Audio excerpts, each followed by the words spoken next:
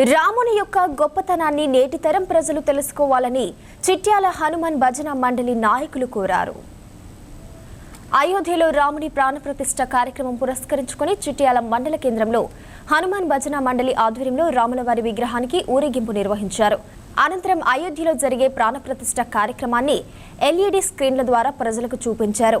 ఈ కార్యక్రమంలో హనుమాన్ భజన మండలి నాయకులు, వివిధ గ్రామాల ప్రజలు తదితరులు పాల్గొన్నారు. 9 లోపల అక్కడ అయోధ్య లోపల ఎట్లాగా అక్కడ తప్పకుండా పూజలు చేయాలనే ఉద్దేశంతో అక్కడ నిదానంగా ఇక్కడ ఉన్నటువంటి గోరఖ్నాథ్ పీఠానికి సంబంధించినటువంటి ఆ స్వామీజీ దానికి వెళ్ళి అక్కడ పూజ చేయడం జరుగుతుంది. దాని తర్వాత 1984 లోపల దీని మీద ఒక భారతదేశం లోపల ఒక మొత్తం భారతదేశానికి సంబంధించి ధర్మాచార్యులతో ఒక కమిటీ ట్రస్ట్ ఏర్పాటు చేయడం జరిగింది. దాని తర్వాత నిదానంగా అయోధ్య ఉద్యమం అనేది మొదలై 1989 లోపల దీన్ని ఒక మంచి స్థాయిలోకి వస్తుంది. అప్పుడే భారతదేశంలోని అన్ని గ్రామాలకు రామశిలల్ని అంటే రాముడికి సంబంధించినటువంటి ఇటుకల్ని ఇంజిన్ ఊర్లలోకి పంపించి అక్కడ పూజలు చేయించి అయోధ్యకు పంపించడం జరిగింది.